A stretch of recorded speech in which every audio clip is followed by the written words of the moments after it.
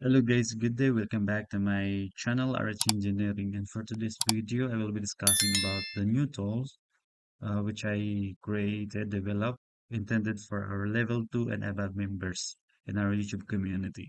So, free lang to. Ang ginawa ko guys is i-compile ko lahat ng portable applications sa isang applications para hindi na madaming uh, i-download kayo. So, i-compile ko lahat for those portable application muna. So for example, ito yung logo natin. So lahat ng level 2 members, ito yung gagawin ninyo. Level 2 members and up to level 3. So open lang ninyo yan. Kapag mag-open kayo, tapos hindi pa registered yung PC ninyo, so ito yung makikita ninyo yung registration form. So we have here Google form and you need to generate the ID. So if you haven't subscribed and follow our YouTube and Facebook channel and page, so click lang ninyo to, mapupunta kayo doon. So for example, punta kayo rito sa Google Form, click lang ninyo yan kapag hindi pa kayo registered. Then, i-fill up ninyo to. Kailangan may Google account kayo, which is yung ginamit ninyong Gmail account dun sa pag-join sa community natin para ma-monitor ko. So, click lang ninyo yan para ma-record yung Gmail ninyo. So, for example, yung username ninyo dun sa YouTube channel natin is RH Engineering. Then, how about the generated PC ID? The PC ID. So, from our portable application, click lang ninyo generate ID. Then, kapag mag-generate yan, automatically, makakopy na yung ID ninyo.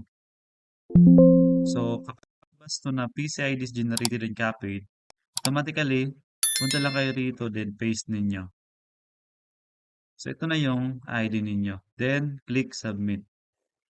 So, yun. Tapos na yan. So, after that, screenshot ninyo yan, then message ninyo sa akin sa Messenger. Okay?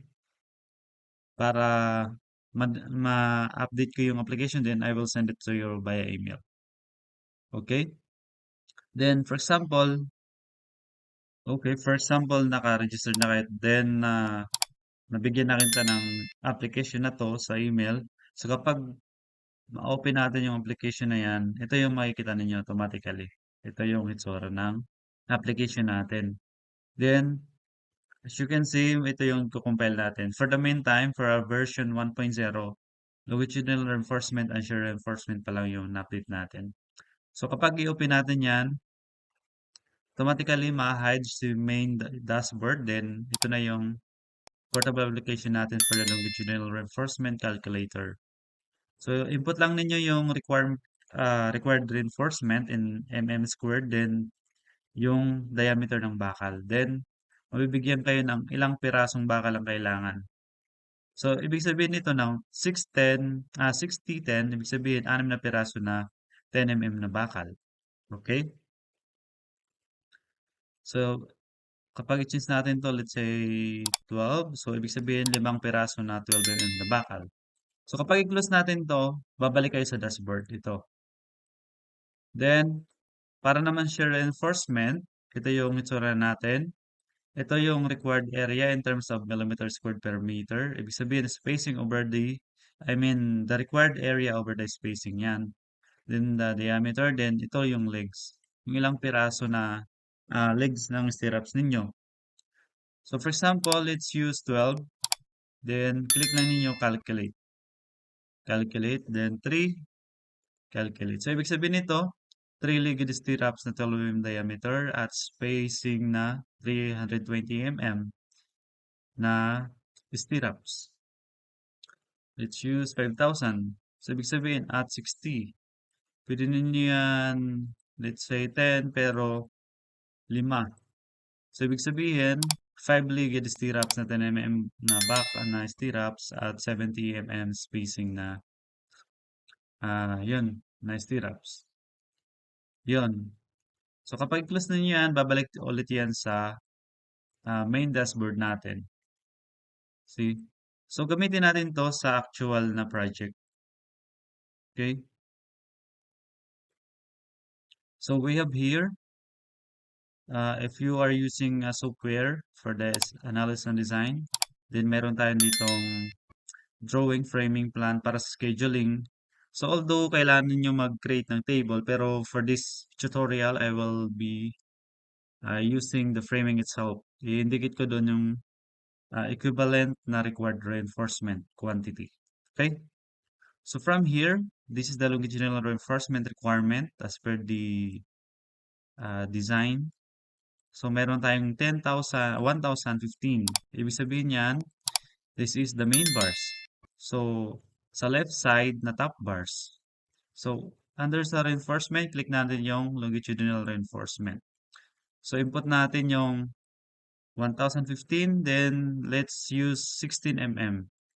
So as you can see, dapat daw na meron tayong 6 na bakal dito sa part na yan, sa top side ng beam natin sa left support. Pero kung gagamit tayo ng 20 mm, pwede natin yan i-reduce into 4. 4 na 20 mm. Okay? Then para naman sa 325 sa baba ng left side, pwede natin gumamit ng dalawang pirasong 20. Or pwede rin, kapag 16 naman, pwede rin ito. Pwede 16 yung gamitin natin. So therefore, let's use the dalawang pirasong 16. Then para sa middle reinforcement naman, that is 242. Okay, let's use 216. Although pwede natin try yung see, kapag 12 yung gamitin natin, nagre-record siya ng datong pirasong 12 mm. So we will use 16. Sorry, this is 216. Then para sa bottom bars naman is 810. This is 5. So we will use 20 mm. 3. That is 20. Then para sa 557, let's use dalawang piraso na 20 mm. Then 449, dalawang piraso din. Pero as you can see, hindi consistent yung ano natin diameter. So, kung isang suggestion ko, it should be as much as possible same diameter lang para hindi kayo mahirapan sa splicing and of course sa costing. So, let's use 16. Lahat ng bakal natin is change natin 16. Okay? So, this is 316. Then sa taas naman is 557. Okay, tatlo din, tatlong 16. Then, sa taas is 242. Dalawa lang, tama na yan. 810. This is 516. So, ibig sabihin, dalawang layer yan. Tatlo sa baba. Then, second layer is dalawa. Para naman dito sa side, it is 1,015. 16, that 6. 6 na 16. So, ibig sabihin, dalawang layer yan. Then, tatlo sa bawat layer. Okay? Okay, so ito yung requirement natin. So, ibig sabihin, left side, middle, and the right side requirement. So, punta tayo reinforcement, then shear reinforcement. So, input natin to na 1,172.53.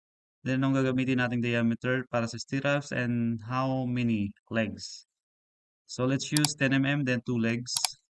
So, as you can see, we need to provide two-legged stirrups of 10 mm diameter at spacing of 130. So, this is two-legged T10 at 130. So, pwede nyo i-reduce into 125 or 100. So, para naman sa middle, it should be 318.14. So, that is 490. So, you need to check the minimum requirement. Okay? So, for the meantime, let's use the generated answer. That is 2L,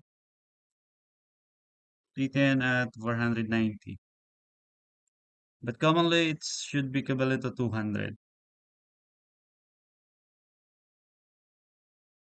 895.35. 38, sorry, 895. Then calculate.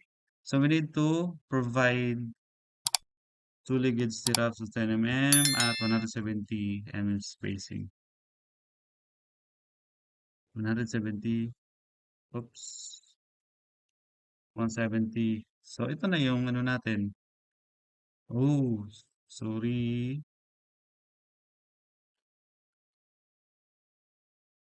Update ko yung